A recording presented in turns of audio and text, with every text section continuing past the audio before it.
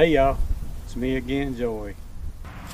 Well, ready to let them loose? Yep, that's it. Let's see if they make us run. Oh, Probably so. yeah, that one tried to get after him, but other than that, what can you expect? I mean, can you blame them? Oh yeah, they're getting after us now. Go, Joey, go!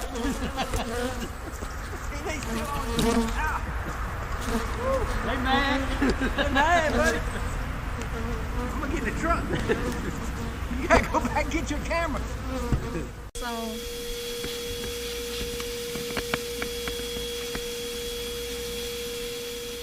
But also, just get as many as you can off the one next to it. Get out.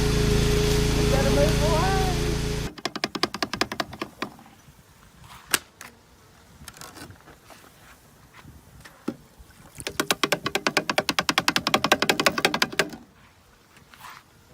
Do that side again.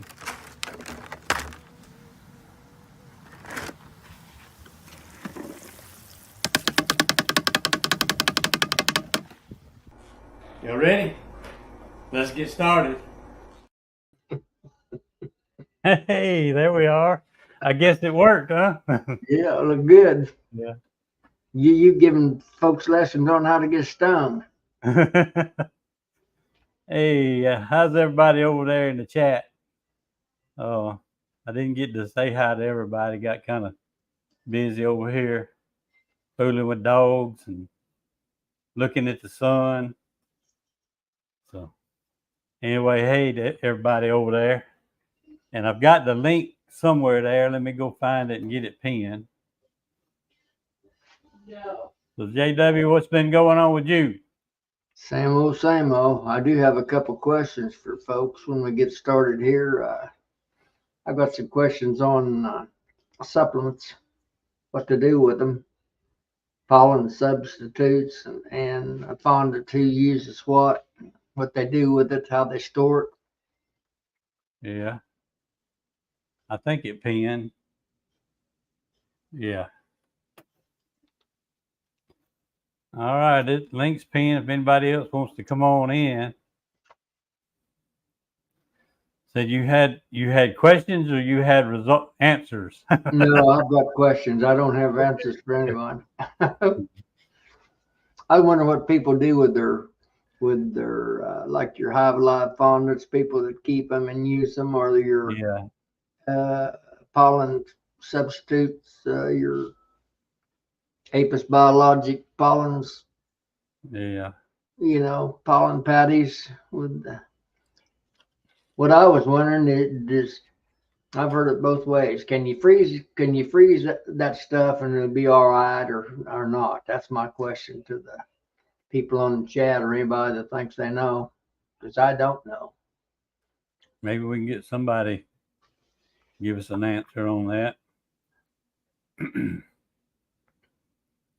I've never used a lot of it, but I've got some of it, and I don't know where to keep it.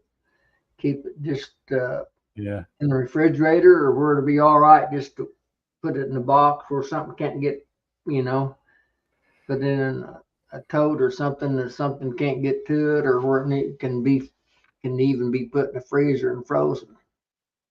If anyone's got the answer, why, I'm open to any suggestions that's available. You do any feeding with? I haven't ever used it. Yeah. Not that I won't ever use it. I just had never. Yeah. That's the reason I'm unfamiliar with it. I hadn't used it in the past, but I'm going to try a little of it this year. I've always made my own as I needed it, So yeah, I hear so many people talk about how satisfied they are with it, but I don't know if I've ever heard them talk about how they store it or anything.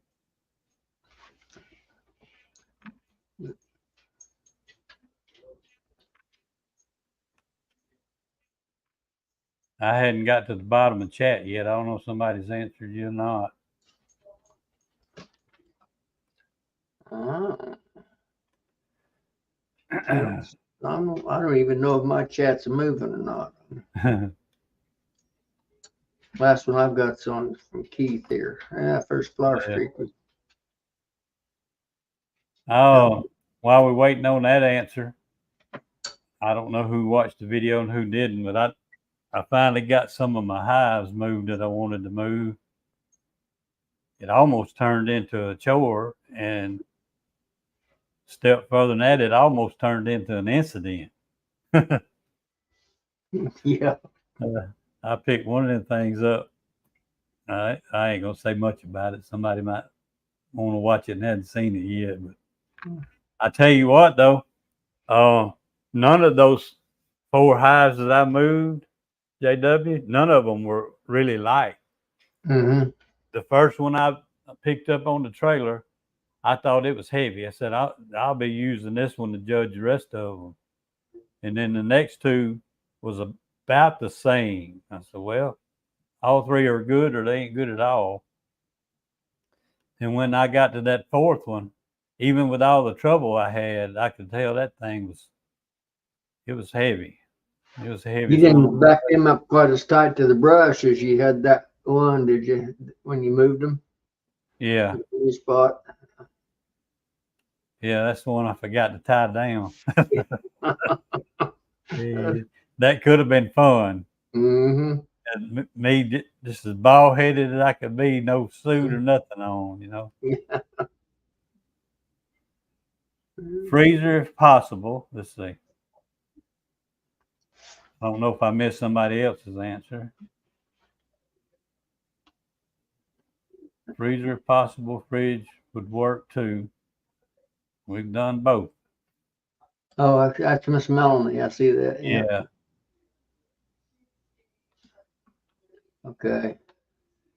Well, I don't know. Somebody told me that maybe it wouldn't maintain its integrity, or it'd lose its oomph if you froze it. So that's probably just an old wives' tale, or somebody was talking maybe.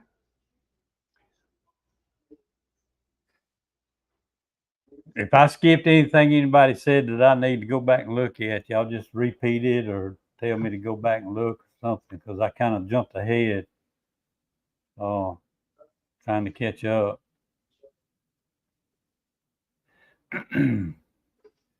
That have you already used some of it and you just wondering how to store it, or are you thinking about getting it? I'm just wondering how to store. I've got some that I got, and I'm wondering if it'd be all right to freeze it, or whether I can just put it in the refrigerator. I've got extra freezers, and I've got an extra work refrigerator, Yeah. in my bee house. So but I'm not sure. I don't know where I was reading it or seeing it someplace that they was talking about you shouldn't freeze the fondant or the pollen subs. So no, I'm talking about the Apis biologic. Yeah. What is it? The pollen subs, or the with the so-called rocket fuel in it and all that. So I'm not talking about dry pollen. I've got. Yeah.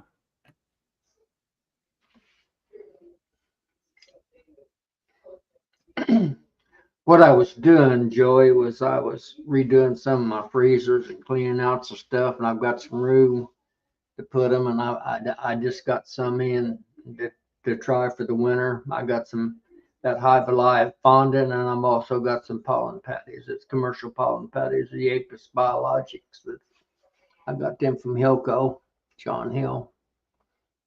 Yeah. So I just wondering, what's in essence, what is the best way to keep either the fondant patties or the pollen patties? What's most people do that use them? I've never used them in the past, so I'm kind of at a loss. I've always made my own stuff as I needed. So getting lazy in my old age, I'm going to slow down on some of my homemade stuff. No one seems to really. Here we go. Apis biology shouldn't be for. Let's talk about it. Where you at? Okay. Thanks, DC. I didn't. I occasionally watch Fred, but I didn't see that particular one. 3 to 6 months, I think. I hope it keeps longer than 3 to 6 months because I won't have all mine. I won't put any of it on before probably like the first of the year here in my area. I might use it as a supplement. I'm gonna have to turn my background off. It keeps doing all that flattering. Yeah. I don't know if my shirt's making it do that or what. Yeah, you're doing them. It's kind of a gray shirt. Yeah. You don't have a green screen. You don't have a screen or anything behind you. No. That's what causes some of that stuff. Is not having a solid background when you run those. Yeah, I know some of the shirts I got don't seem to bother at all when I move around. This one here is kind of messing it up a little bit.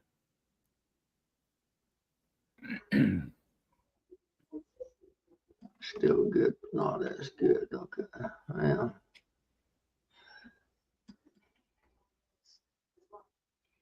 And I don't know what the shelf life is on something like that. I may have throwed some more money down the old money pit hole. I don't know. I got some. Storing your fresh bee pollen in the refrigerator for extended shelf life. Fresh bee pollen keep in the refrigerator.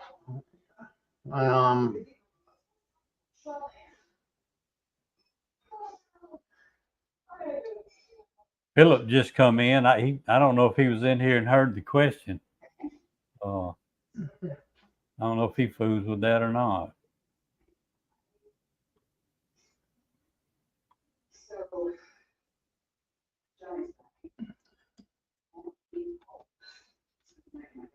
I don't know or Philip feeds in here or not. Okay, they've had their global patties and they still love them. Okay, great, good answer. That's what I was hoping to hear. I was hoping to be able to freeze them and they'd be okay. So time will tell. Thank you.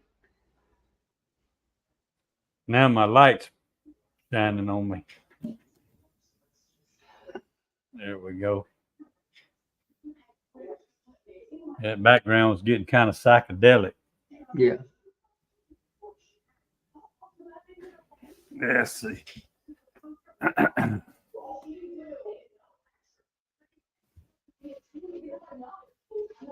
I was busy. Did you find your answer?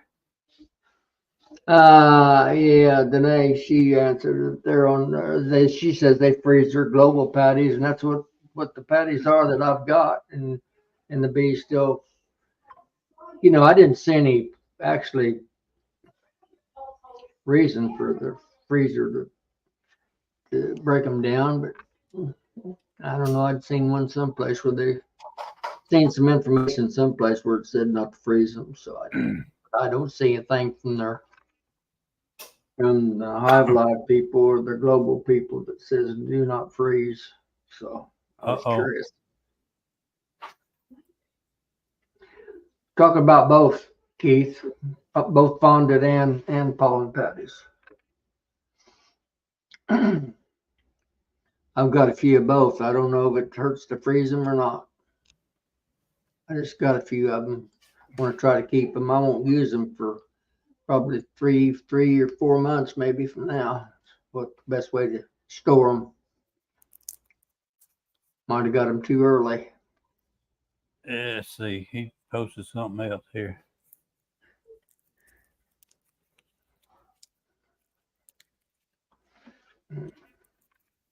I don't have the shelf life. It should be stored room temperature. Okay. But not above 85. That's the Hive Alive. Okay. So it's basically just cool storage, not necessarily freezing. Okay. Well,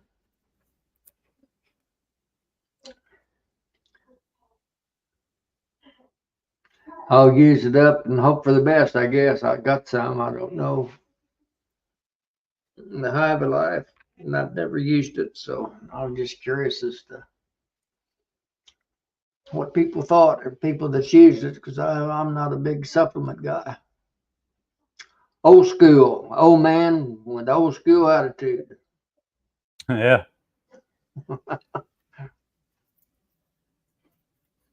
I've never made any. I've never used it. So, Mm-hmm. um, Yeah.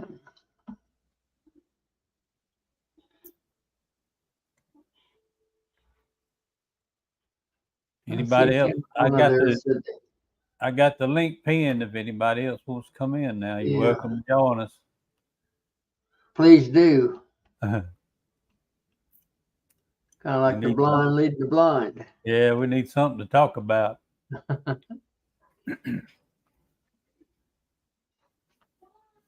I miss. Talking about fishing, I went fishing again yesterday. Oh, did you? Yeah. I work bees one day, then the next day I'll go fishing. Work bees one day, and day I go fishing. Work bees and mow when I'm not fishing. Mow grass. There's Bryce come in here.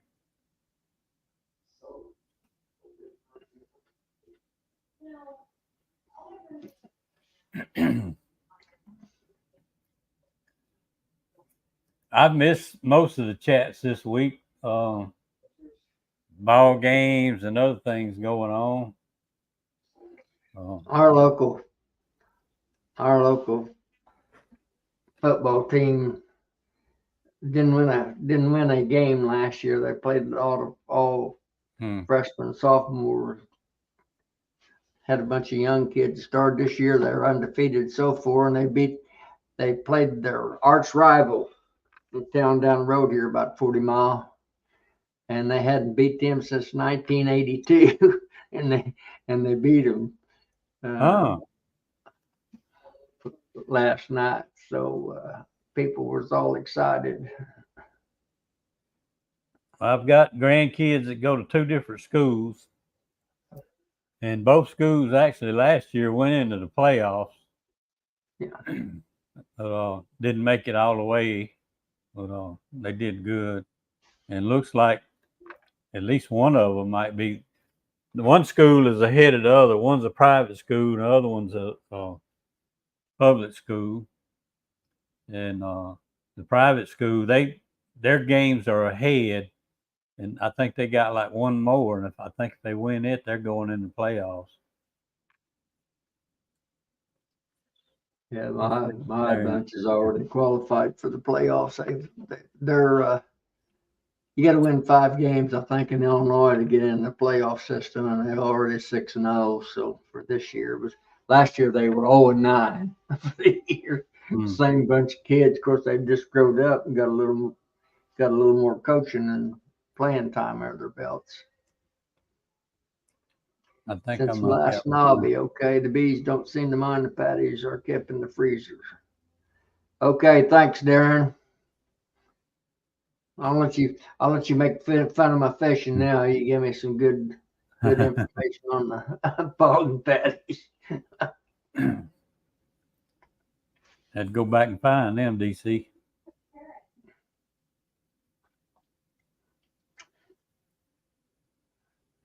Oh, I've got another question out there for the bee world. I've got a family member, a little boy for their dad's wanting me to try to make some mead. I've never made mead in my life. What's the secret, and what's people's thinking on the best fruit to use to make mead with? How do you make it? I'm only 80. I'm trying to learn how to do a new trick. I'm going to try to make a little bit.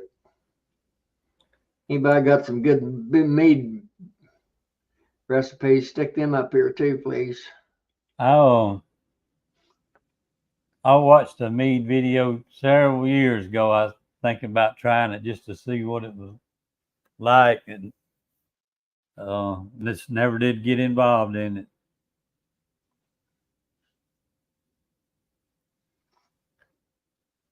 Shane's up there in good fishing country, I think, in Ontario. You in Yeah. Ontario, are you, Shane? I was thinking he was in southern Canada someplace.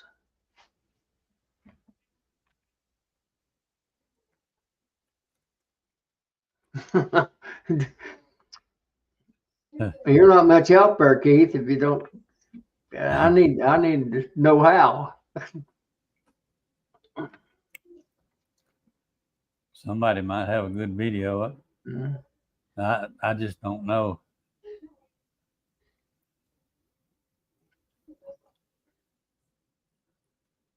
£2 fruit, 3 pound honey. Okay. 1 gram.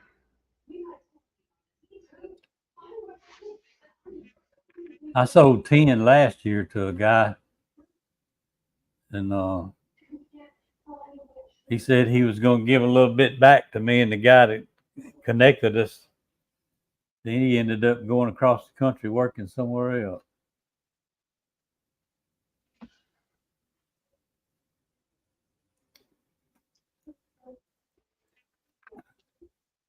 Oh, okay. Yeah. Melomel, whatever that is. Never heard of that term even. Melomel. They got that. Oh, I thought everyone added some kind of fruit to that mead. They do not. I guess that's the case. Todd. I think most of them just do the honey. I hadn't heard of too many people adding anything else to it.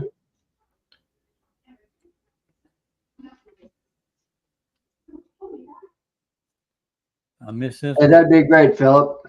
Yeah, I don't care to put my. I What's was it going to called? email me some. Well, that's about like my honey that I emailed to Buttons and Hannah down there. I emailed them my entrance in their honey tasting contest. Yeah.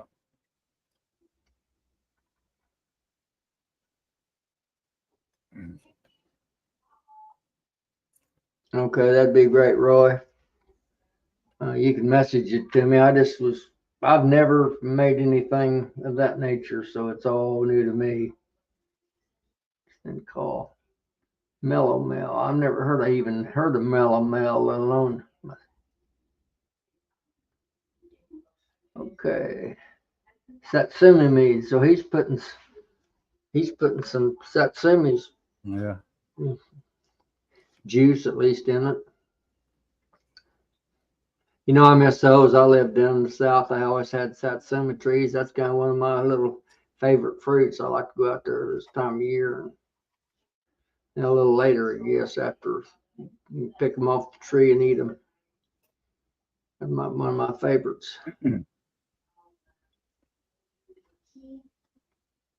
Fruit mead like Jesus. Okay, Richard and Roy and you boys that's knows how to make that mead by enlighten the old man. Send me some information, please. Y'all got a video, then put the link in here and we'll post it. Yeah. Try to post it in the comments when it's over with.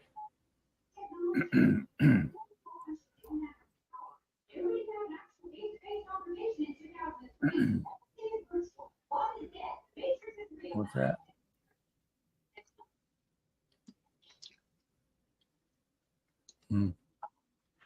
I tell you what, kind of changing the subject a little bit. I guess because I've been kind of keeping up with some of these guys from North Carolina and seeing their pictures and what's going on, I just kind of assumed everybody knew what was happening. But I seen some people posting on Facebook today, and I hadn't watched a lot of news lately, but they were starting to find out things about what happened up there, and it's like they never knew that. They never knew it was that bad up there till today. And I actually got a text from Ricky Rourke this morning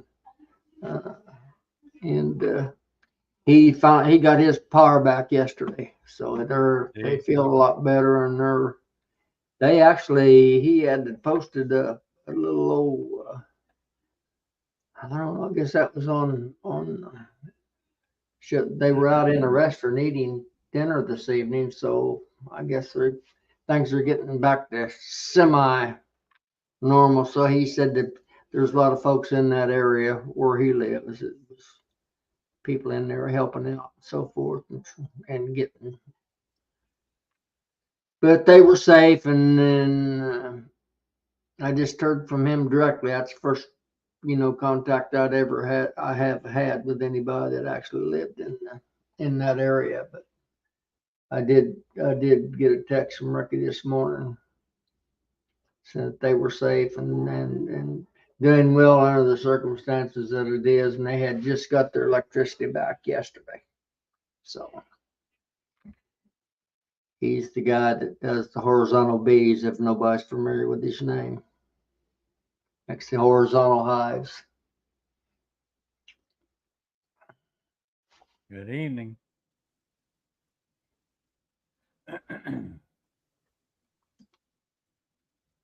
I'm trying to look through some of these as I run back and forth here. It's not because I've totally lost my mind. It's because I'm trying to read some of these chats myself.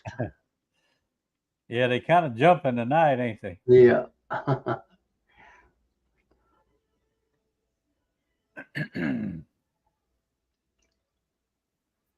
Fishing mead, racking mead, Kodiak farm bees.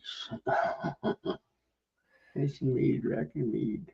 I was planning on if I went to a beekeepers meeting Thursday night, and if I didn't go, I was actually going.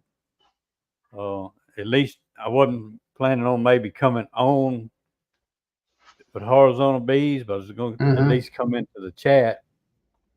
But now the people that did the talk at this meeting, I have had them at our when I was the president, had them at our local club, and I've also seen them at another place, and they they if there's a way to make an extra penny with the honey business, they'll figure it out. And it's a husband and wife, and she makes, I mentioned it before, those little honey spoons, like suckers. Mm-hmm.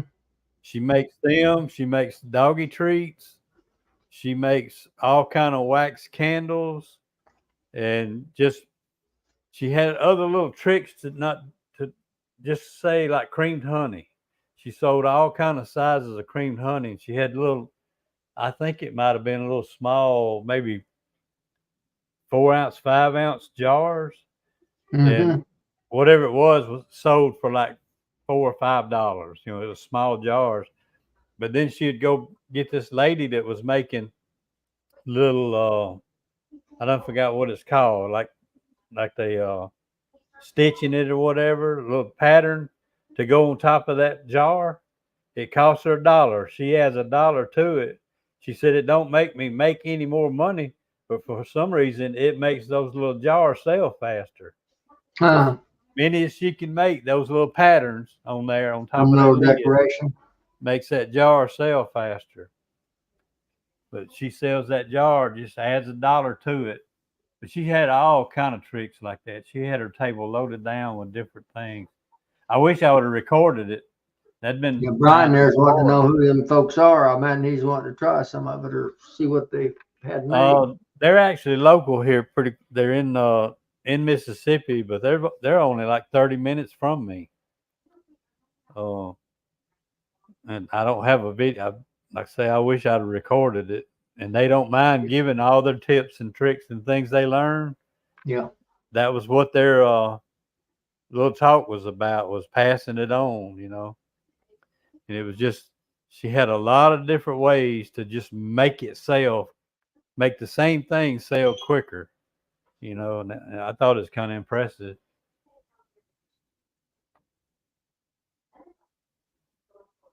Anna Bees, I think they may have a website. It's called Anna Bees. You probably just have to Google it because I Yeah, hadn't looked at it. I think I've seen something that said that had anchovies on it on the internet. There's some. That I might have might been it try right that. there. See, another thing they were talking about was with she makes a beard wax, to Hmm. put in your beard and whatever. And they had a guy that works with him. He works with AT&T, and a friend of ours, we have mutual friends that's a lineman here, and he asked him. He said, if that's good beard wax, will it make good boot wax to keep your boots clean? He said, I don't know. He said, all I can tell you is just get some and try it.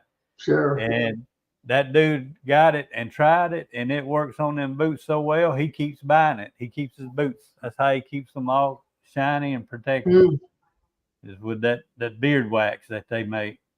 It'll be good waterproofing anyway. I don't know if it'd shine Yeah. up too good when it got hot. So. Yeah, I don't know.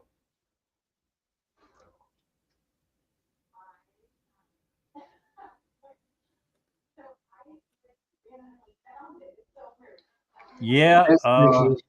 I might get with them and see if I can do something like that. Talk about the devil. Mm. Hey, man. Hey, Joey, how you doing? All right. What took you so long? Oh man, I just been listening to you guys. We're just talking like a couple old hicks It's getting all the right. breeze on a Saturday night on the street corner. Yeah, we're going to start putting some subjects in a bucket, just draw it out and talk about it. I had to come on here and defend myself after the last time y'all got through with me. Mm-hmm. Well, I thought it's got to be rigged. There ain't no way in under thunder that old North Texas honey could be that good. No way. Yeah. Yep, Mike said if you add all the Louisiana ones up together, we won. So, yeah, I don't know, JW. I was listening to you guys the next day, and I had you in my little earbud. I was in the gym trying to lift some weights and stuff, and I was just laughing out loud. Those people in that weight room was probably like, "What the heck is he doing?" I lost his mind. I used to see people on the subway like that years ago. Figured they was crazy. Yeah. I don't know if you saw, but JW, I went on commented on Joey's video when they published it the next day. I said, "Yeah, you see JW, you tell him that jealousy looks good on him." Yeah. They didn't even put mine on. I emailed it to them. They didn't even show my sampling, so I think I got rooked. I'm still mad about that, Hannah, if you're listening. You're Tim. That was a lot of fun, even though it was hard for me to follow along because I was trying to drive and listen and keep up. And I will say something else. I seen your little Tim and Hannah's little old short video about the rattlesnake. Please don't hurt them babies. I'm a snake lover too, so I don't. Oh, I haven't seen that one. I'll have to check that out. Yeah, they just posted it just a little while ago. Oh, wasn't too long ago, was it? I just happened to notice it popped up on my subscribe list. Yeah, if that box had come apart, I'd have been in a mess because I didn't have no protection on. Yeah, I was It'd have watching made a good video. It would have made a real good video. It took me a minute to figure out what you was talking about when you posted. Can y'all see what it is? But when you switched from those bottom to that top one, I realized it, and I was like, "Oh man, that's not good.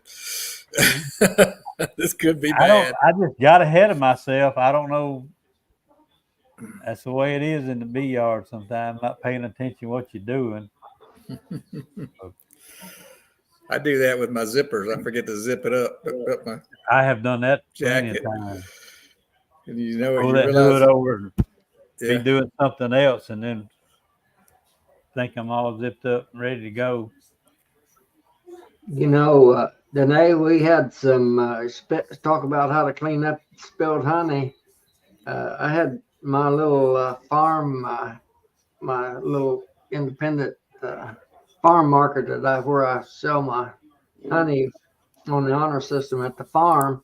The tail end of the Hurricane Helene come up our way and blowed my table over, and all my glass containers it busted.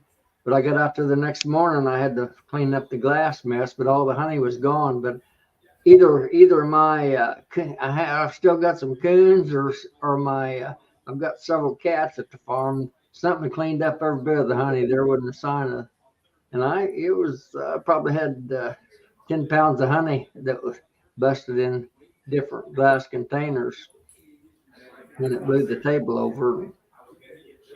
All my plastic stuff was fine, but all my glass stuff Oh busted. no, that's tough. That's bad. That's real money. So, I think it so was get, Keith get you that a bunch of somebody. cats or coons, Danae. Yeah. You're always kidding me about my coons. Well, I Hmm. get you some coons. They'll clean that. Yeah, they'll clean that. Yeah. They might make you a little mess in the house, but that's be all right. I can't remember. It seemed like it might have been Keith just said open the door and let the bees do it. Yeah, Mm-hmm. yeah. Might they'd do that too. Yeah, there it is right there. No, it was during the night. It wasn't the bees that cleaned them up. I'm going to say it was cats or coons. Hmm. Yeah. I've actually had. I just had some of my honey supers. They didn't really have anything in them. I guess the smell attracted the coon, but I had them stored, and some of them were standing up instead of just stacked crisscrossed. That's the way I usually do it. But these were standing up, and something had pulled several of those frames out trying to find something to eat. I figured it was a coon. Yeah, I've got too much problems with rats around here to store mine crisscross. I have to stack them up and try to keep the rats out of them. Hmm. Yeah. I wish I had a bunch of cats to take care of those rats. Now, how you do that? Max Dick. I don't think that'll work, will it? Just go get you a block of poly there when you finish that. But How about in all your ventures, Philip? Did you see my question on the mead? You know how to make mead? I made it one time, JW, and it was awesome, but I've been too lazy to try to make it again. What I did was I just Googled some mead videos and roughly followed what I saw on there. Well, everybody says that, and I didn't have any idea that Lee had put out a video on mead. It's never been discussed. What Time that I've known him. I don't think I've ever seen it. I don't think I've seen it either.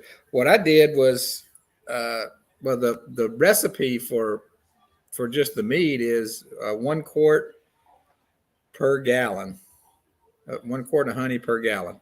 Okay. So like you put a quart in there and you fill it up to the 1 gallon line. So I guess that's more like 1 to 3, right? Like 3 quarts of water and 1 quart of honey. But then you can add stuff to it. I added, based on the video I watched, I made some black tea because they said that gives it kind of a mouthfeel like a wine has. Mm-hmm. So I made black tea, and I put in what did I put in it? I cut up some apples that I hadn't put in there, and some grapes. I can't remember. I wish I had put in some peppermints. I mean, not peppermint, but cinnamon sticks. Some people put that in there. It just in your tea, your mix. Sure. And you make a tea, and then you just pour that. You strain that and pour it in. Gives it a little. Does Something. it actually have to ferment like a wine or something then? Oh yeah.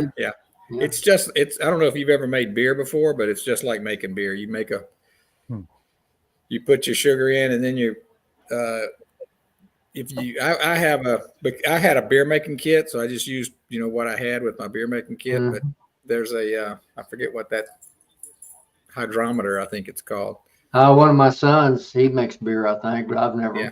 I used to make a little wine years ago, but I outgrew that bad habit. Yeah, you put that hydrometer in there, and you take the reading on it. Yeah. And then after it's finished, you put it in there again, and the difference in that hydrometer reading will tell you how much alcohol it has in it. Okay. But I used like champagne yeast. You toss a little packet of that in there. And that champagne yeast is good for about 5 gallons of mead. But yeah, it was awesome. I loved it, but I just had never. I've got the kit out, and my wife gets on to me. When are we going to put this up? And I'm like, as soon as I make my mead, I'm going to put it up. And it's been sitting out for a year. I haven't done anything with it. Well, like I said, I'm totally unfamiliar with it. I didn't have any idea what it took to make it, but it sounds like it's a relatively simple process. It's easy. I use there's a little device that comes in a beer making kit that you make a water seal on it, so it can burp off Okay. As it's fermenting, it can burp off the air, but it doesn't let any bacteria in it. I may try some. I've got 3 growing sons, and one of them has been some kind of an outing. He said, "Dad, you need to make me some mead," because he said I tasted some of it and it's really good. So I said, "Well, it is really good. Barking up the wrong tree." Really good. Now I'll tell you what, it's based on the value of honey you put in it. You couldn't sell it for less than $50 a bottle to come break even, because it takes a lot of honey to make any amount of it at all. Okay. But what I'm going to try to do is I want to make it with this baker's honey that I've been harvesting. I came up with that little technique that you take your wax cappings and melt them and then pull the wax off the top, and what's below that is baker's honey. And I was going to take that and make mead out of it. Now the really good way of making mead, you don't heat your honey up. You might heat up whatever you're going to mix in with it, but I even let that cool down, because the mead actually has some health benefits if you don't heat it up. But when I make it with my baker's honey, it's going to lose all that, because that honey's already been heated up. But for that, it's just going to be taste, I think. But you can put literally you can put anything with sugar in it and put some mix it with water and put the yeast in it, and you've got some kind of alcoholic beverage. That's just that's true. Yeah, dandelions, corn cobs, anything that's got sugar. I had an old German friend that I used to coon hunt with. This has been 30 years ago, and I never have been too much of an alcohol enthusiast, and even when I was younger, and I'd go up there and he'd have about 50 different types of wine that he'd made out of elderberries, blackberries, strawberries, apples, corn cob, dandelions, you name it. He made wine out of it. He'd want you to sample each one of them.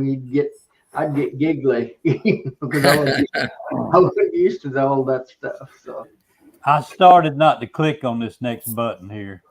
So started not to click on that one.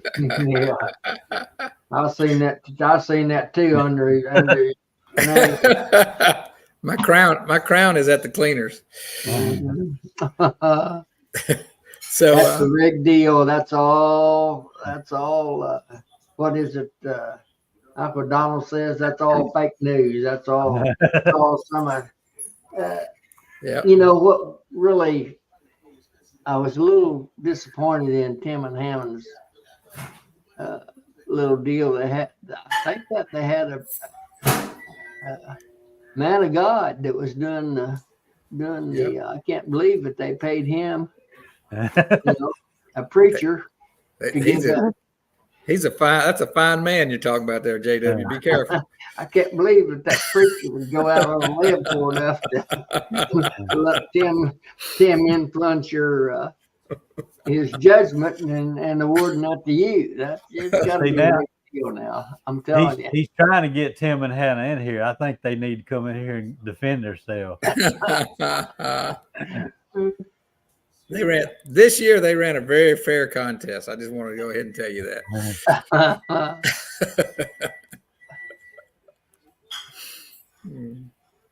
There's another one. Hey, Todd. Mm-hmm. Todd's the one that gave me that moniker. I'm gonna go ahead and embrace it.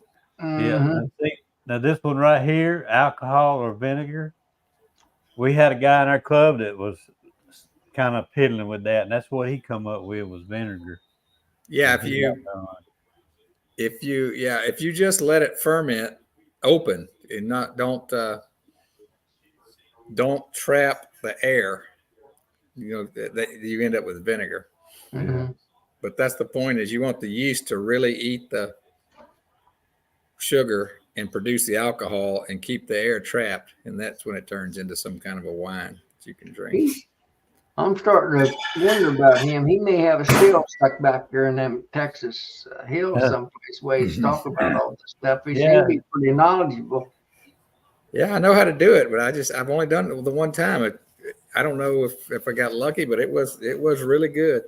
I was into I wasn't really into beer making. I would use the kit to make it, which is I guess cheating. I'm the one froze up.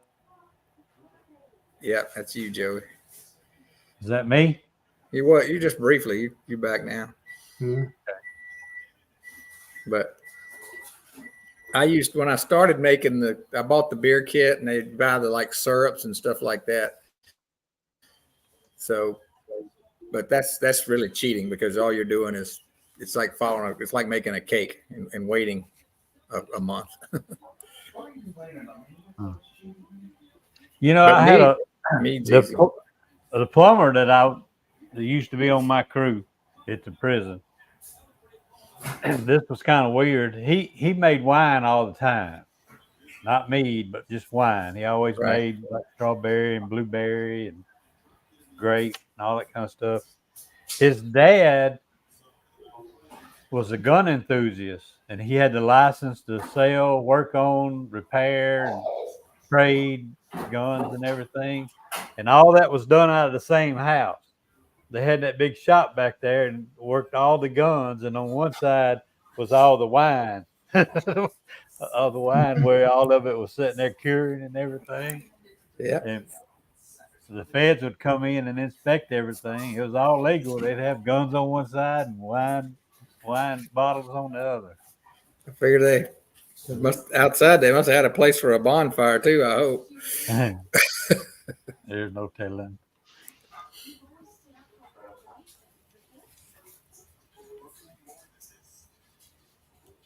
Let's see what I missed over here.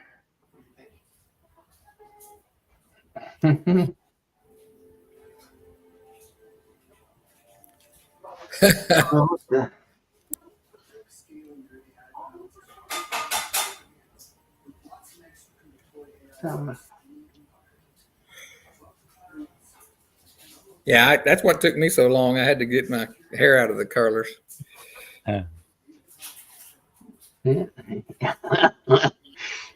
got him in motion anyway, according to Miss Hannah.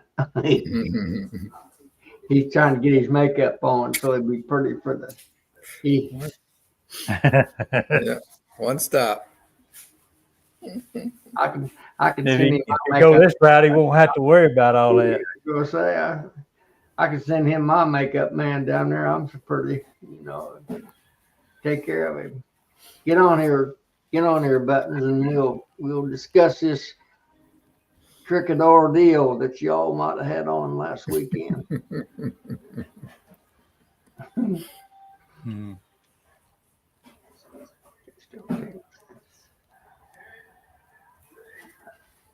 You say you don't want to heat it in any way, then just leave it. Yeah, I wouldn't. If your honey's raw already, don't heat it. I'm not too worried about it on mine, because I have some honey that's crystallized I might throw in there, so I may heat that up a little too. I think I've mentioned this before. That's something I've never had happen. Within a year or so, I've never had any honey ever on my premises, and I've messed with it over the years quite a lot. It's never had any crystallize on it. And in a year or so at least. I don't have much trouble with it crystallizing in the buckets, but once I jar it, and if I go leave it in the car and it gets cold, then it'll start to crystallize. But long as I don't ever let it get cooled down. A lot of that honey that I took to knobby crystallized, but honey that I just had in the house didn't crystallize. But it was like 40 degrees that whole week, and it stayed in the car.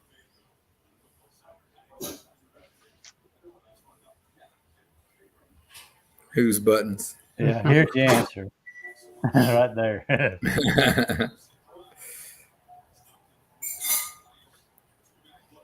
He's the original buttons. I'm the buttons 2.0. I have trouble with those buttons too. I must be 3.0.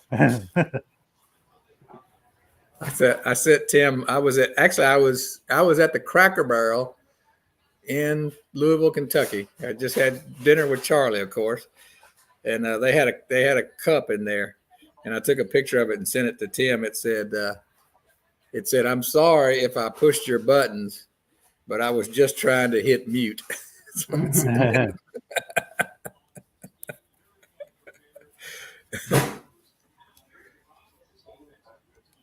There you go, Philip. Come on, James. That smells like something. We're talking about wine, not sour grapes, James. That's now Northern Russell. I call him Russell Koopman. He got the and aren't I correct there? Didn't he get the what do you call it? The cream honey? The cream category. Yeah, he got cream honey. Cream honey. Okay. How many people entered that? He seems like a decent guy, but that Texas stuff, I don't know.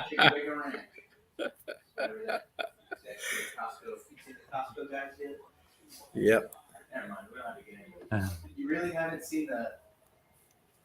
Now we had co-champions. DC's my co-champion with me now. Y'all don't forget DC. We're sharing that crown.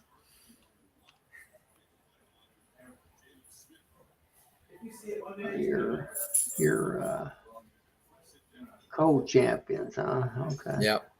We're sharing it. Now, what did they say earlier? Somebody's coming in. There he is. Hey.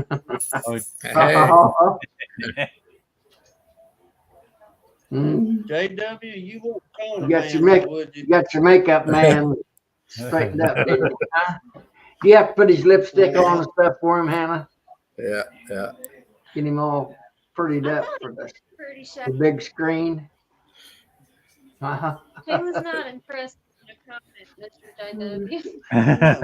JW. Well, we out there in the yard, JW is talking about his emails he didn't get in and this and that. Bragging about how he got in there this year. Then I'm trying to put all this together while we're outside with beekeeping's favorite dog, old Jasper over here. I'll sit down here and eat here so you get some scraps for me. And it puts me to work real quick talking about, look, put that grease that we fried catfish a while ago. She said, Well, I've been asking for 2 hours to get that thing out of this house. Don't go ahead and put me to work in the last minute.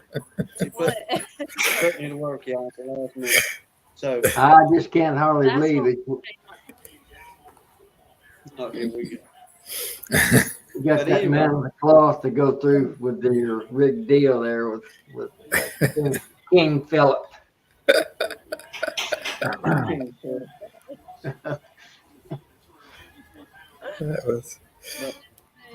I was having an emotional breakdown while you was doing all that. So I had to come here. Paul's got me worked up. JW's got me worked up. Philip's head is swelling again this evening. At least Philip had time to take the turtles out of his hair. Yeah, That's right. I did do that. Did you hear my comment on the snake? Please don't kill them snakes now. If you want to get rid of them, I'll come get them. You don't kill them, do you? We don't kill them. Yeah, okay. No, Good deal. so we don't kill them. I'm a snake lover. I don't.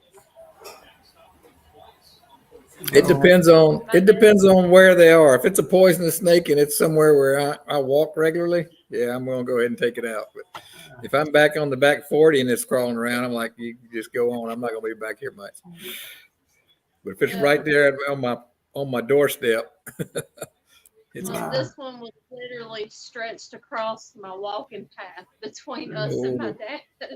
Whoo, yeah, I don't know if I'd have let that one let go. A lot of folks Yep. kill them on sight, but I don't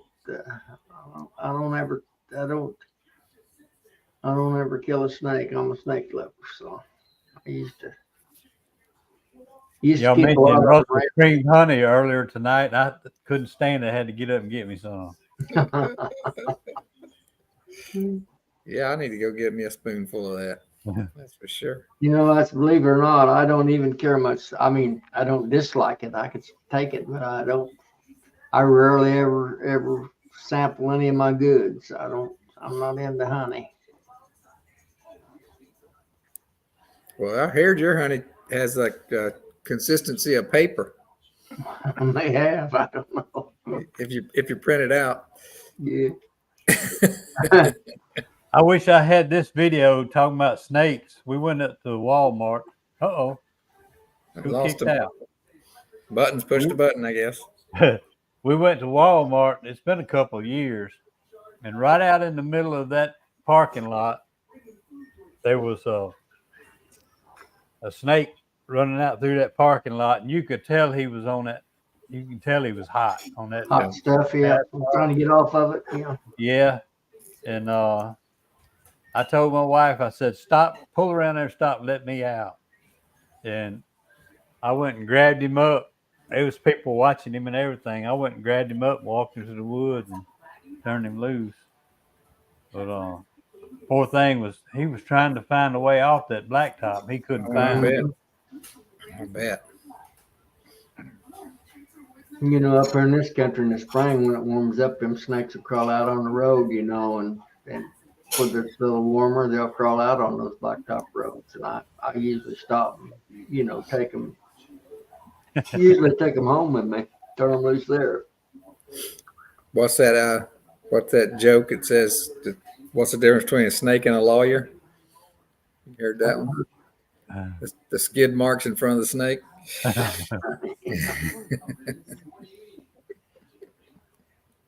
What'd you do? You hit the wrong button there, youngin'? When you left a while ago.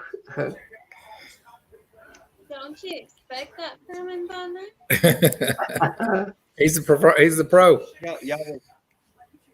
Y'all were sounding like robots. It was like it's breaking up, and I was like, well, is it buffering on their end or is it us? Then it just kept on and on and on, and all we could get was a word or two every here and there. And I was like, well, let me go smash some stuff and see if I can get through this. Then eventually, You got through it. I just hit the go out and try to come back in. Did that work? I can actually hear you better now, too. I could barely hear you before. Okay, good. Hey, Lisa. No, sir, Mr. John. We didn't kill him, and we're pretty well on point all season. But this time of the year, especially, we keep an eye out for them because we own an old migration path through our yard, Paul and all right here, and it ain't nothing to see them. We see him every year. It's been a few years now, but I was going to bait. I think it might have been 2018-ish, somewhere in there. I was going to bait my swarm traps, and I had my little box that I keep all my stuff in, and I rode the four-wheeler out there as far as I could go, and then I walked to the trap, set the stuff down, and went raise up. And when I raised up, that's when my eyes actually caught what was by where I set that box. And I looked, and I set that box that far from a copperhead.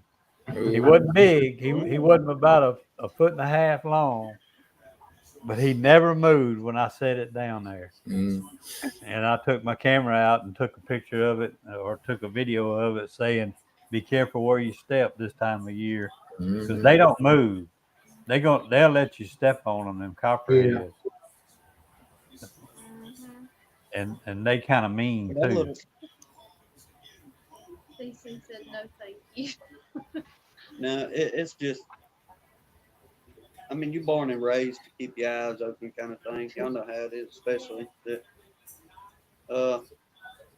look out ahead of you, those kind of things. Scan the trail line every once in a while as you're moseying through, that kind of stuff. But not saying they won't get you, but you just be a little more vigilant, I guess, this time of year. I worry about a rattlesnake will try to get away from me. A copperhead will kind of stand up, and a doggone old cottonmouth. Now he's Oh yeah, those are mean. little cantankerous at times. If they got young around, they'll definitely come after you. Yeah. Yeah, I don't like them cottonmouths too much. No. You know, there's a swamp down here in the southern part of the Illinois, right down on where the Ohio and Mississippi come together, and they call it Swamp Road. I can't tell you, it's a numbered highway, a state highway, and they close that road down in the spring, and them snakes migrate out of that swamp in the spring, and then they'll go back down into it in the fall.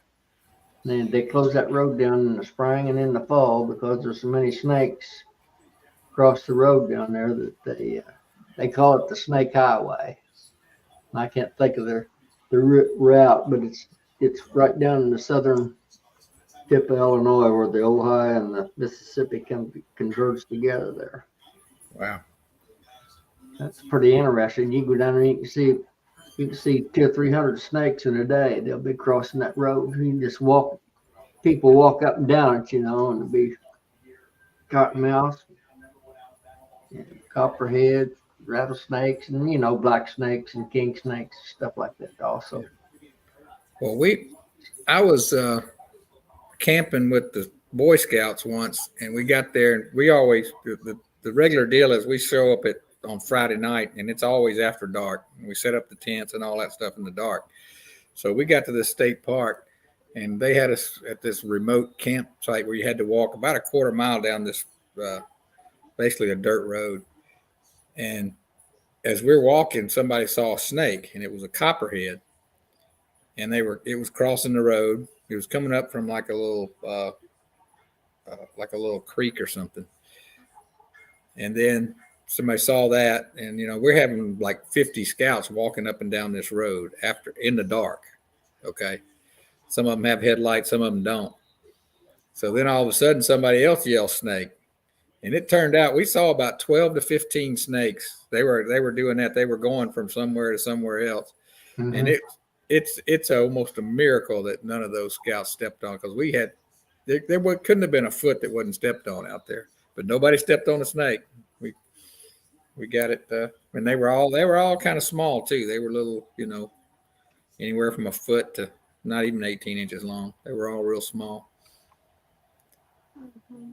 But it was kind of a nerve-wracking couple of hours till we got those scouts down to bed. This is what the conversation degrades to when you don't have anybody that knows anything about honeybees. We have to talk about it. We got to talk about other subjects. I don't know. We can talk more about the contest if y'all want to. Yeah.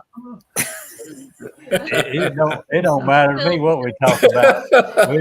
We just keep making that circle. Somebody will bring something up. I think I'm going to maybe be like Donald Trump was on that last election deal. I'm gonna protest this.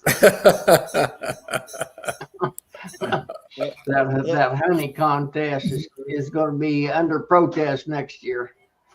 I didn't even get mine. I'm sure they didn't even sample mine. And you emailed it twice. I emailed it 2 different times. They didn't even sample it. Yeah, I actually told a couple of people at the market that was some award-winning honey. I said this won the best honey out of 23 submissions. I didn't even mention that 2 of those other submissions was mine. I left that part out. Hey, No, well, it was 20 submitted. 20 It was who? 20. It was It 20. I was thought. 28. Oh, 28. Well, good grief. Yeah. Man, I got to go back and find You that been, person. I was gonna say, you been cutting yourself short. I Yeah. know. Well, look at here. Last month, me and Mike Berry went to the Pine Belt meeting, and we went to eat. What they go eat? They have an early meeting, so we went to eat barbecue afterwards. And right next door was a shirt place that makes the silk screening and all.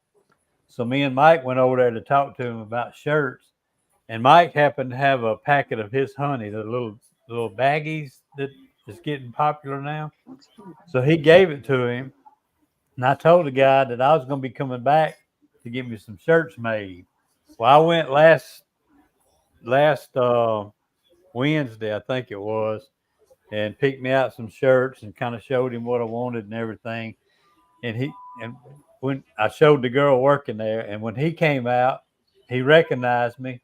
He said, "Man, that honey was good that y'all gave me." I said, "Well, I didn't give you any." I said, "That was Mike's." I said, "Mine is better." I said, "I actually scored higher than he." I explained to him. I said, Got "Mine's evidence. better than his. I have to bring you some of it. Let's see what it tastes like."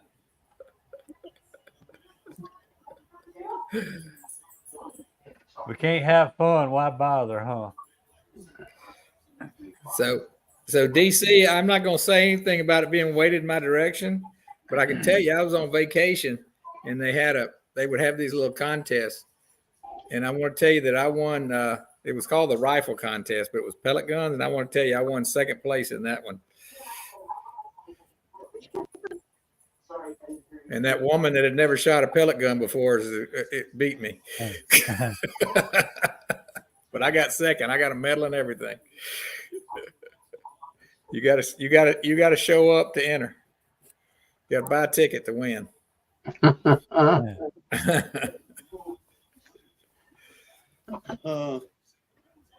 Mr. JW, I was telling Hannah, I think today, it was either today or yesterday, that out of the whole deal on the honey tasting, that nobody went into the protesting mode of it's rigged. All year last year it was rigged. But no, I don't recall hearing or seeing anybody saying it was a rig except for Mr. JW up there. Well, I'm only protesting because nobody tasted my samples. I'm sorry. We appreciate your concerns and we will have somebody look into it.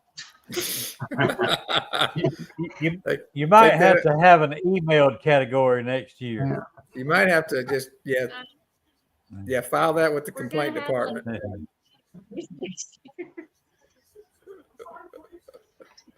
Should have known. Should have known. All them Johnny Rebs stick together and give it all down south. The poor old Yankees. I'm surprised Russell Koopman. I'm surprised they even allowed you to enter. Being a far northern Yankee or true Yankee. But you know what's funny, Mr. JW? Somebody, and I think it may have been Russell Koopman. I can't remember who, but somebody did say we need to split it up and have the southern honeys versus the northern honeys and have them judge. The Civil War again.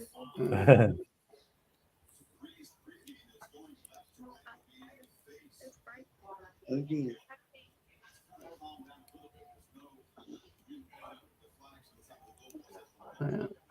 Y'all get to play with that flashlight a little bit and see what it does. He's pushing buttons again. Uh-oh. Yeah. The sound going out. Yeah, it keeps breaking up on our end real bad this evening. But I notice y'all volume goes down every now and then. Mm-hmm. It does. Sometimes I have trouble making you out even at times. What you're saying. We're having the same thing. I don't know why. It cleared up a while ago and all that. Confederate versus Union hunting challenge. We'll do it. We will do it. In case you hadn't found out yet, Todd, I'm pretty good at starting feuds. You're right there on the line, aren't you? Yeah. You just jump back and forth across the Mason-Dixon line. There you Yeah, I are, I do think, all the time. Yeah. Tim, y'all said y'all used to have a flashlight like that, the one I sent y'all. Yes. We got one of them little, what do they call them, laser flashlights where you can play with the animals. Shoot the, is that what you're talking about? No, These are regular flashlights, but we called a string light. we use Yeah. that brand quite often whenever we was firefighting. Oh, Like I was telling in a message or something, I had one on my helmet. That thing finally burned up in a house fire. About 10 years worth of use. Then they was all over the fire department, stuff like that. But seeing whenever you sent that little fella, more like a pin light, I guess the best Yeah. way to explain. And man, I sat down yesterday, got a video doing a demo of the little light and all this good stuff. Thanking you, Joey, for sending it to us and all. And y'all, I went back to look at it, make sure it was good enough to get out there on the airwaves. And my phone, it didn't turn the right direction like it was supposed to. yeah, I've done that before. If you Okay, send that to me, I can fix it for you. We can't hear you again. Let us try to jump out and All try right. it again, y'all.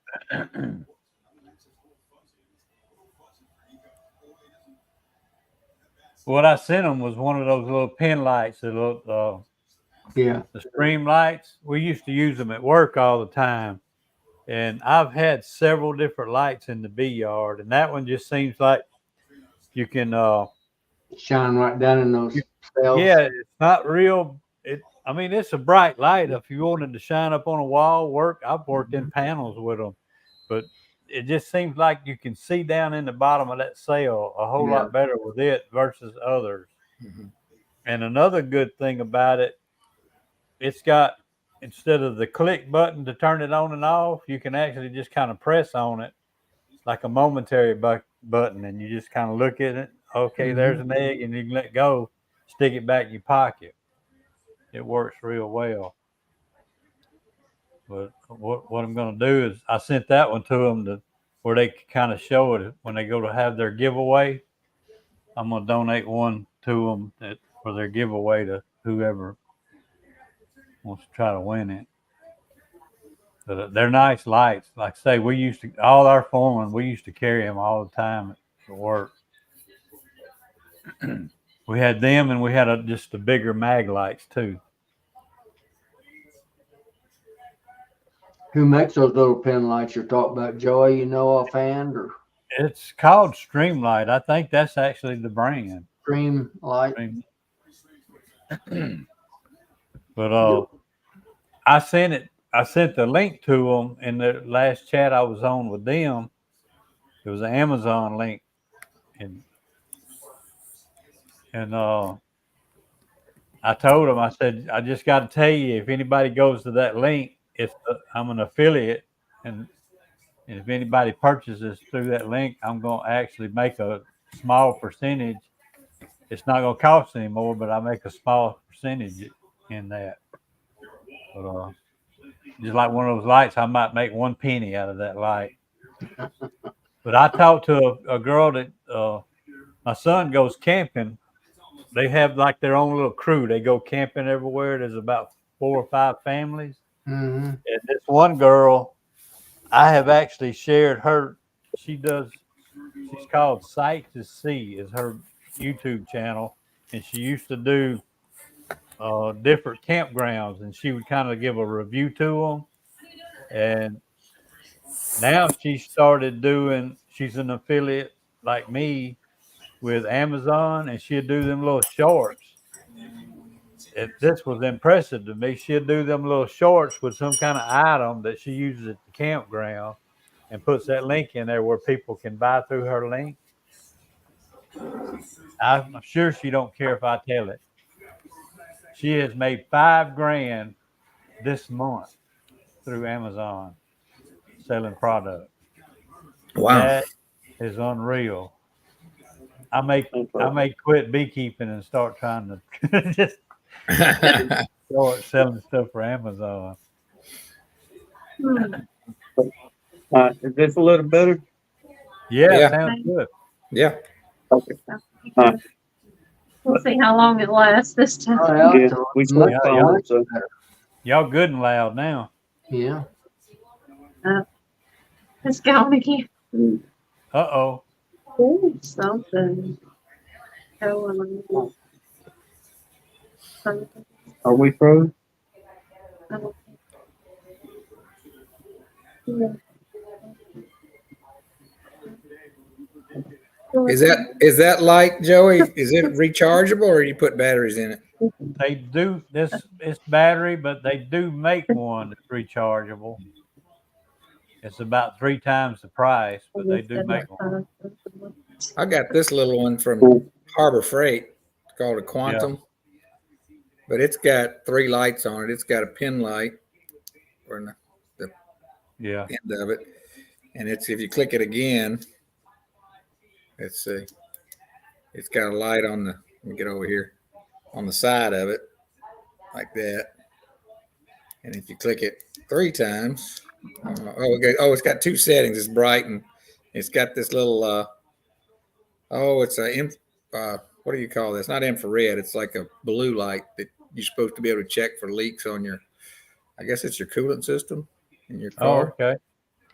Yeah, it's a pretty nice little light. I got it on sale at some point, but one of the things I like about it is you can let me see if I can show you.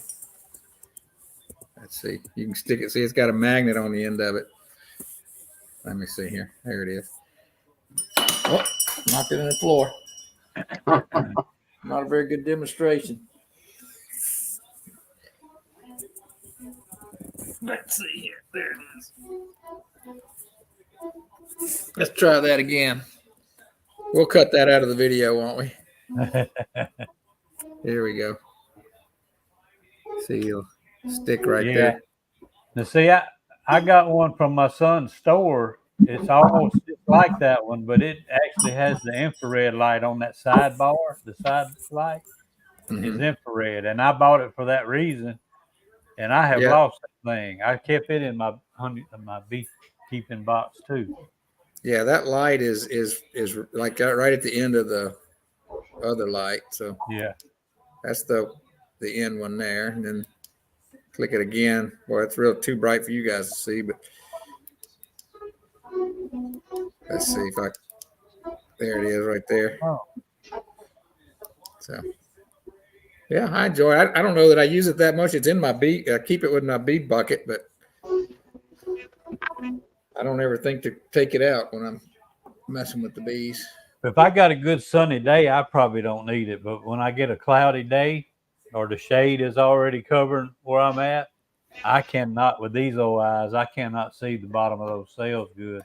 But I throw that little stream light on there, and I can see that egg down in there or whatever's in there. Yeah, they having signal issues.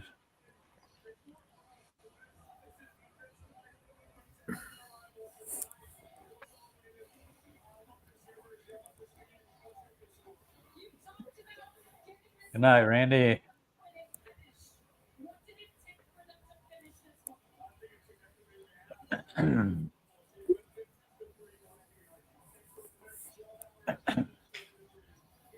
What else is happening?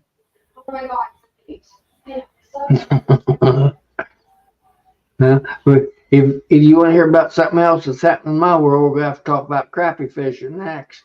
Well, that's good. I like to talk about fishing.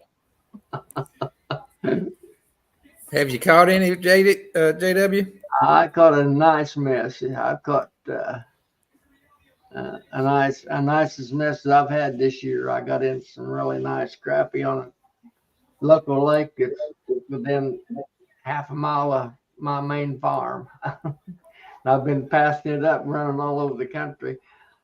Right there by home. I went to my own local lake here that's right in my backyard, and I caught a really nice mess of crappie. So I had, I actually brought home. I caught more than that. I brought home 14 crappie that all weighed over a pound and a half a piece. Wow. You know, so they were really nice, big white crappie. So See, we call those white perch down here in the south. Yeah. I used to know an old fellow that he fished all the time, but he would call them sheets of 10. We're pulling in those sheets of 10. They also call them sac-a-lay down here too. Sac-a-lay, yeah. That's further south, yeah. Specks, white perch, Yeah. specks, the south. Crappie in the south, and if they call them crappie at all, and it's crappie, you get north of the Mason-Dixon line, folks all up in here, they make fun of me. I said it's spelled C-R-A. It's not spelled C-R-O. It's not crappie. It's crappie. And crappie.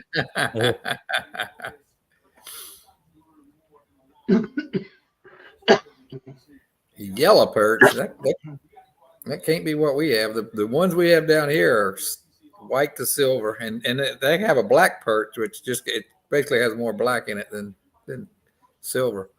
No, there's black crappie and there's white crappie. So. But they're very similar looking, other than one's a good bit darker than the only other. way you can tell the difference is the way their dorsal fin is down the top of their back. Oh, okay. And the whites and the blacks, the only sure way of telling. Yeah. Good. I like this one right here. I call Yeah. it. I saw where Mark offered you some queens if you sent him a big. Yeah, I may take him up on that. of those. He's right down there. He's pretty close to what used to be one of the crappie capitals of the country down there at Reelfoot. So I don't know. Of course, he's on the road all the time. He probably don't get a lot of time to fish with the trucking and the bees. That white perch it's some of the mildest and clearest meat you can have.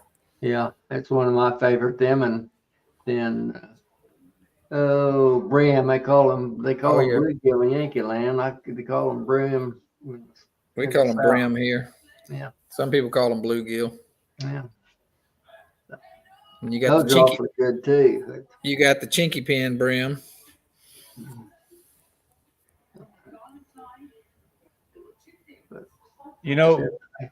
We went white perching one time, me and my cousin, and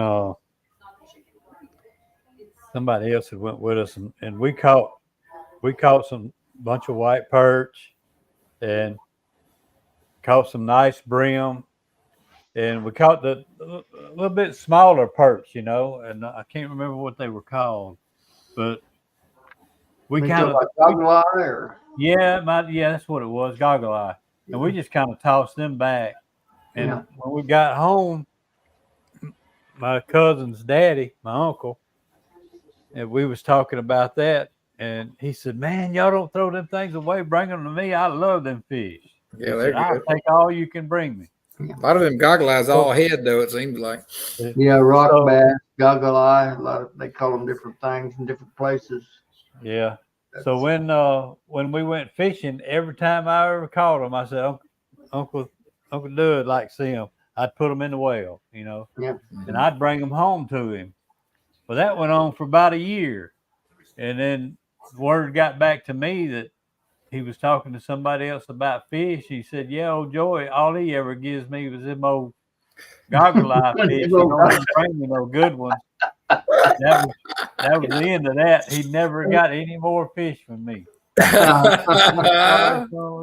You told me that's what you wanted. I'd have gave you anything I had. Yeah. That's funny. Yeah. I was wondering what his taste was, because that goggle eye is in my opinion, is not the best. Yeah, I think it's what they were, but it's just a little perch, Yeah. We never messed with them. We never fooled Hmm. with them. Yeah. Rock bass, goggle eye. Yeah. Some folk call them red eye, Stephen, I think, too, in places.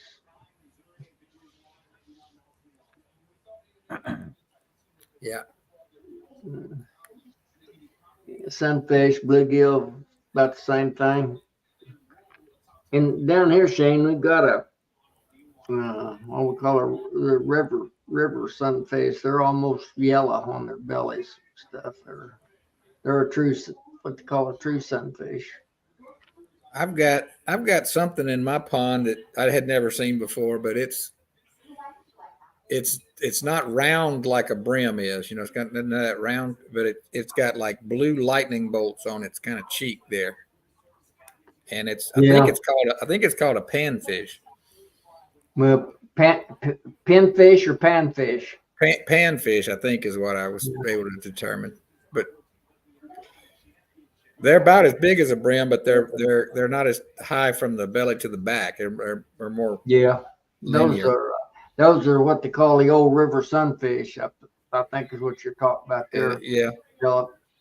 right. They used to grow in the creeks and the rivers and streams. They And the eat pretty good. pollution knocked a lot of them out. There's enough pollution in the water that they don't have it like they used to be. It was the old fashioned.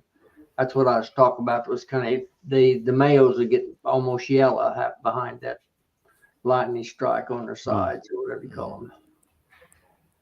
Philip, I got a question about your swarm boxes.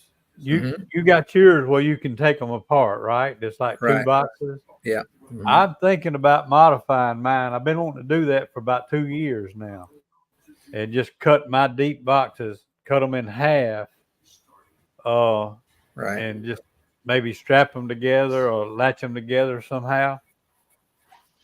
What I do, Joey, to put them together. I'll tell you what I do. I use you seen these hanger strappings?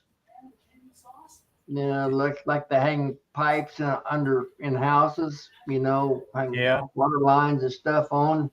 Got the holes about 1 inch apart. I take that. You can get it in a nylon at the lumber yards.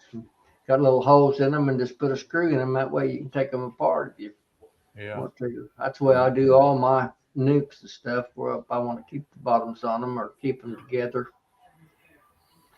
Yeah. Yeah. You understand what I'm saying? That's the way I hold them together. But I've been thinking about cutting mine in half and doing something. You can run you an extra like a 1.5 inch board around and let it hang down, so it kind of notches in there. Yeah, laps over. Laps over. But what you have to do is take that board and run like a 1/8 inch kerf around the bottom edge of it, because otherwise your boxes, if they're not perfectly sized, it won't go together. You need to have a little bit of slop there so it'll notch over. But all you have to do is run just like one blade width about however much you want it to overlap. 3/4 of an inch or so.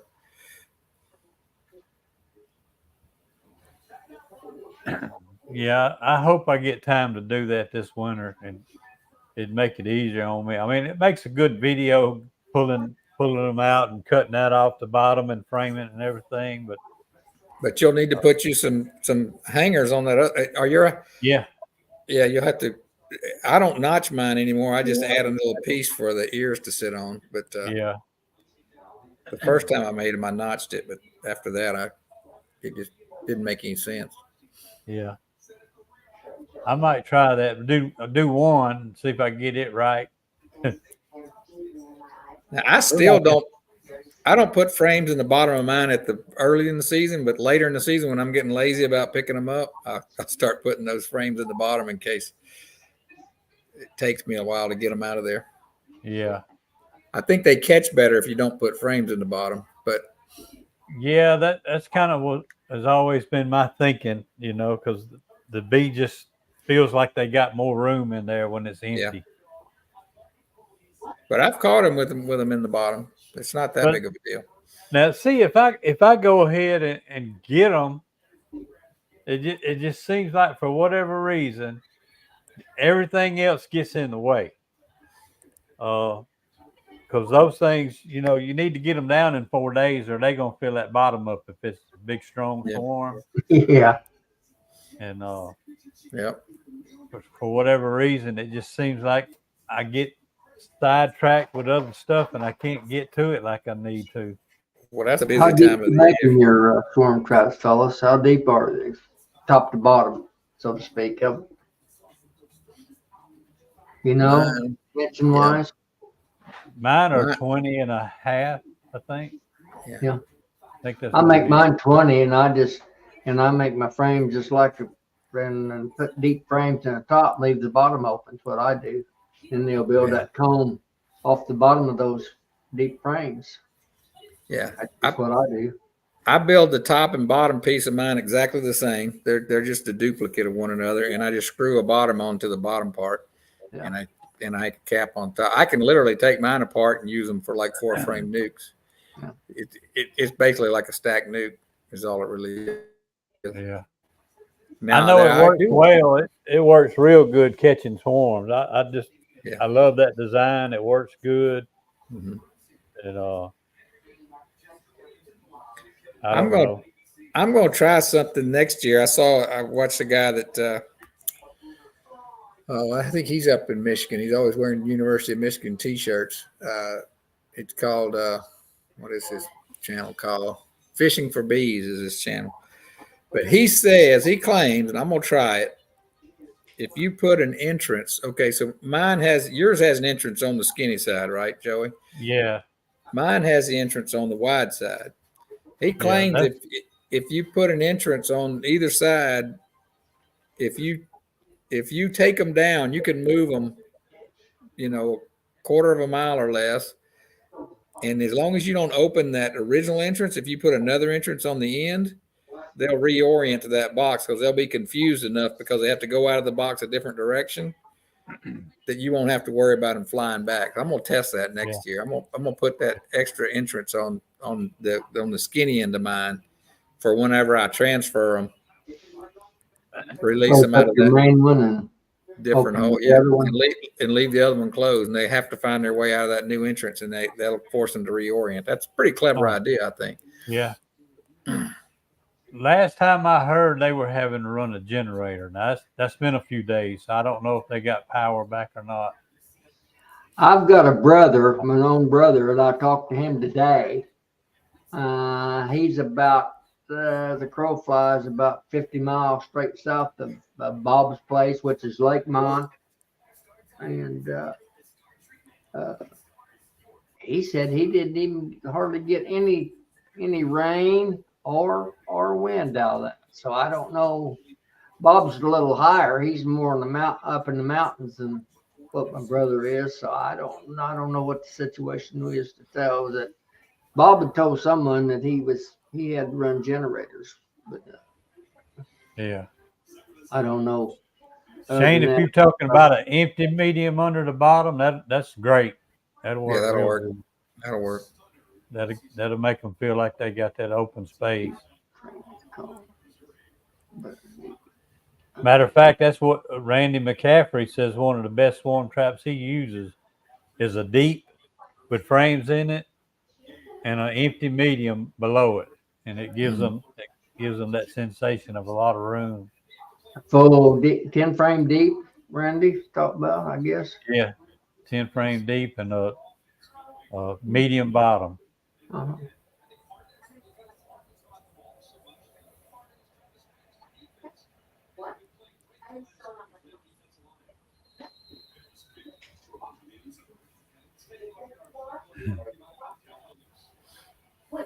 Yeah, I was wrestling with that thing. Yeah. I do What like happened?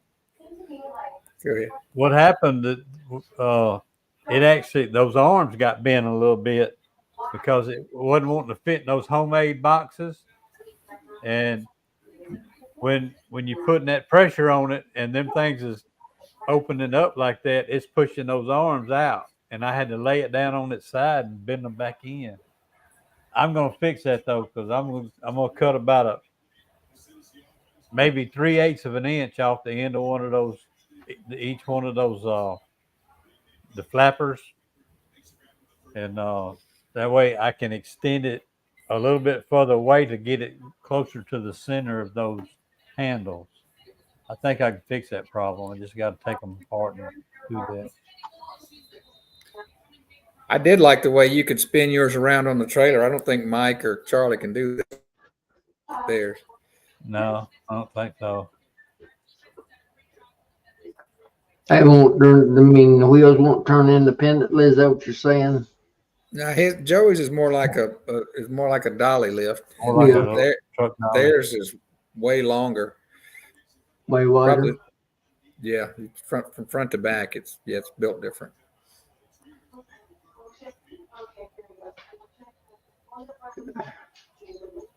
Yeah, Mike's saying. Okay.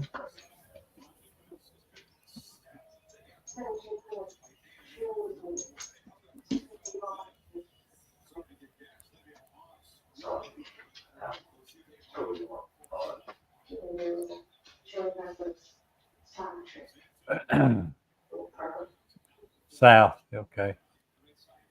I do the same thing. I get, I'm thinking one thing and say another. Yep.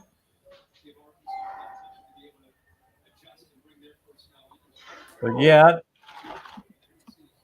so when you have the frames in there, you think it kind of slows them down and moving in when you got frames in the bottom? Yeah, maybe a little. Of course, my frames don't have anything in them. I don't use foundation, so I use a starter strip, but I do use the fishing line, and I don't think it slows them down. Yeah. I would figure they would think once they got in there and saw all that space, it wouldn't be that much different to them. But yeah, I may try next year. Just leave the bottom ones in there and see. I tried a few years ago. I thought, okay, I need more. I didn't have much drawn comb on the mediums, so I was going to outsmart those bees. And instead of putting deep frames in those swarm traps, I put mediums in there, so they would draw those mediums out for me. Well, they built all the comb off the bottom of the medium bars. They didn't even build in the top. They didn't start at the top. It's like, come on, you're killing me. I make mine the same as a double deep frame. Hives, a double deep 5 frame, and I put frames in the top and leave the bottom open. That's the way I make my swarm traps. Yeah. Yeah. And Mine are the same except they will build comb off the bottom of those, frames on the top. But that's the way I do mine. Yeah. And I've got them where I can separate them, like you're talking about. But I just use that hanger strip is what I do, and screws to put them together. And all you gotta do is remove the screws and take the top off of them. Yeah, that's basically what I do. But mine only hold 4 frames on the top and bottom because I use a 6-inch wide fence board on the sides. Makes it go quick when you're building them. Gotcha. I'm gonna try to build more this year. I'll try to make a video this time when I build them.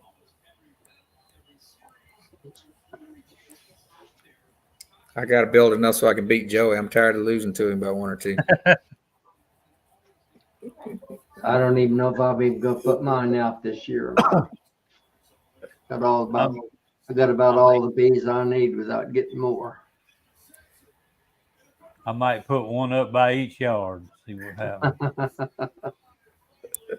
Yeah, Shane, I'm going to. That's a yes, but it's not a. It's different for us because we don't really have winter. I don't get stressed out about trying to get them up to weight anymore. I did that first year because Bob Benny told me they had to be heavier than a box of rocks, and I got all worried about that and fed them. But then I realized our bees can eat sugar syrup all but about 3 weeks of the year. So I just feed them as I need to, and if they start getting light, I'll look for a few warm days and feed them some more. Where I have to watch out for it is in March when they start to, if they're light going into March, now I need to start feeding, because if they start brooding up and they're light, they'll starve out in a hurry. Yeah, in a hurry. You'll lose them in a week or two. That's when I have to really get worried about them starving. But I've only lost one that way, but it was my fault. I knew I needed to get more food on them, and I didn't get it on there in time.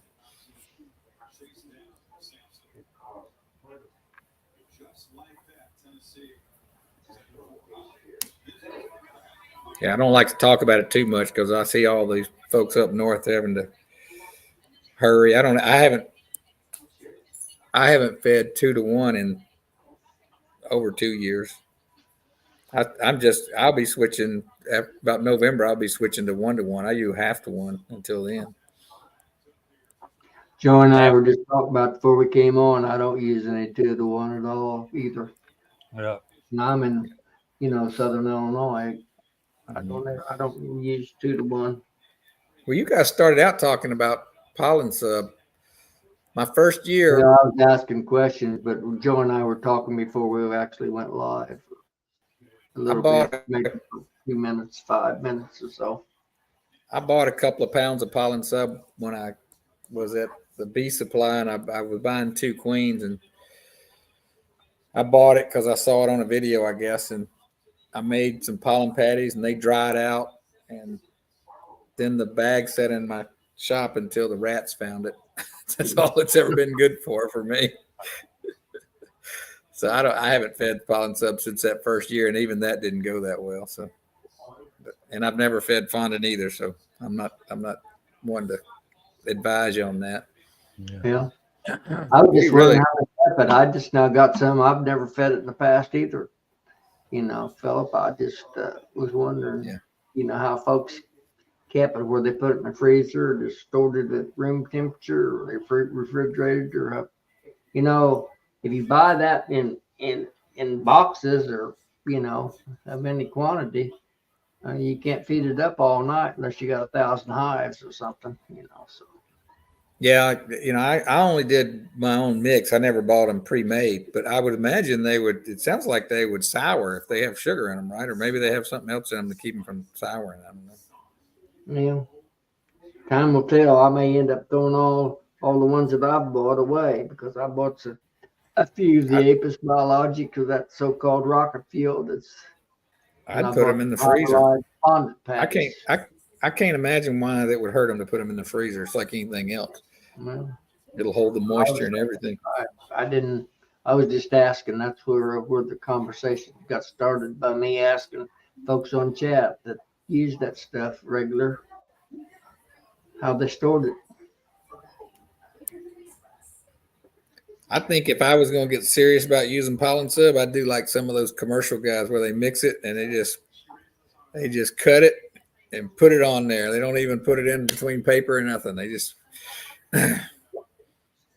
it's just on there, and that to me made a little bit of sense. I watched somebody crushing hive beetles today. They still on there. They didn't come get them. No, their video. They didn't strike their video. That's the craziest thing. They didn't dance on top of them like you did, Joey. Yeah, I guess. You celebrated it too much. I didn't make fun of it. You should have been burning an American flag over in the background just as a distraction. Then you'd have been all right. Yeah, that'd been all cool.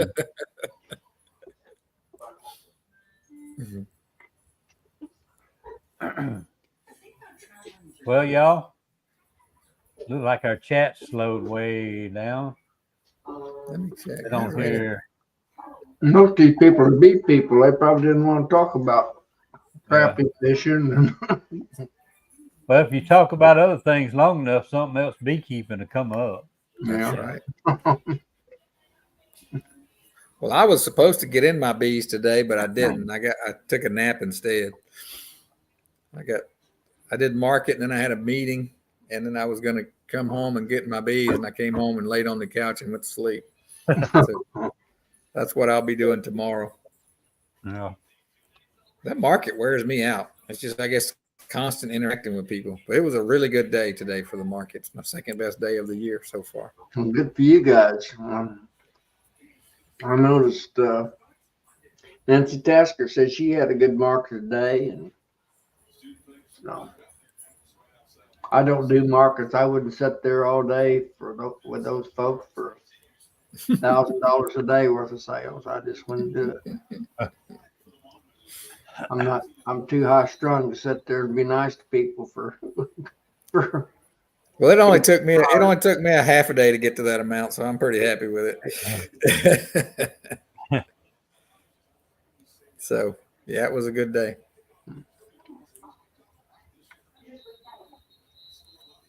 So Mark said, stomping.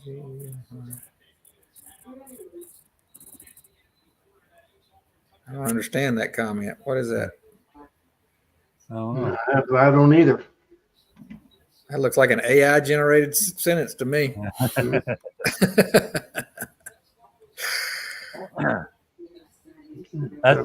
That's what my phone does to me sometimes. A lot of times I can't text fast enough to answer, so I talk into it, and sometimes Siri has trouble understanding my southern dialect.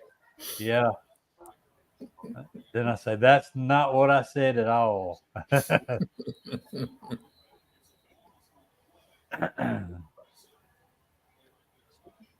Beetle. So Joey, where are you? Where you're in Franklinton, right? Yeah, I'm not exactly. I'm just a little bit east of Franklinton, about 7 miles. And where is that in relation to like where Lee is? Lee. Are you? I'm north of Lee about an hour and a half, maybe something like that. Just guessing. Okay. So Lee's just west of Baton Rouge, right? Let's see. Actually, he's the east. A little east of Baton Rouge. A little east, between Baton Rouge and New Orleans, then. Yeah. Okay. Because Lee has more of that Southern Louisiana accent than you do. I don't know what's that's all about. And what's funny is Mike tends to have a little bit of an accent, but he's from Florida. Yeah. He kind of picked it up, I guess. But like Baton Rouge and then Lee is right there, pretty much even. New Orleans is a little lower. Is it? Okay. A little bit lower and on over. And I'm kind of straight up. I'm almost due north of New Orleans, about 65 miles. Okay. But are you on the east side of the river or the west side? East. East of the river. Okay, so you're out in the toe of the boot there. Yep, right up in that toe. If you look at it as a boot, I'm right up in that upper toe. Well, you're not too far, probably from like Natchez, Mississippi, or Woodville, or in that area. I'm not that far. Natchez, maybe a little over an hour. Yeah, I worked in Natchez for a while. Yeah. But I've always said I wish they'd just take that part of Louisiana and give it to Mississippi. I used to, back when I was living in Natchez, I was reading the Natchez Democrat, and they had a cartoon in there, and the man was reading the paper, and it had on the headline on the paper said, Mississippi last in education in the United States. And he was looking over the top of the newspaper. He said, I didn't know so many people moved from Louisiana to Mississippi last year.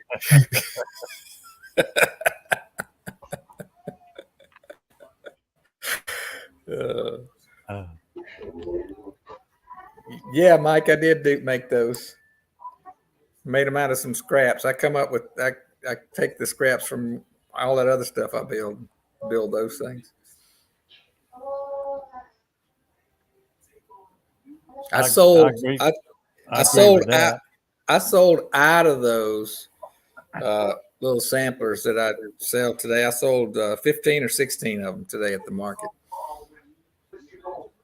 So I got to make a lot more of them. He just gave us the biggest donation of the year. He felt inspired by What is that? it to do it. Is that JW? Is there a TV in the background? Maybe my wife's in the other room. She may have it turned up. Okay. It sounds like a soap opera or something playing in the background. Yeah.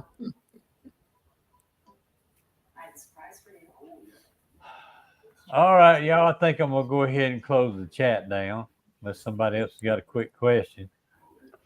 That was the last comment. So I appreciate everybody in the chat coming in.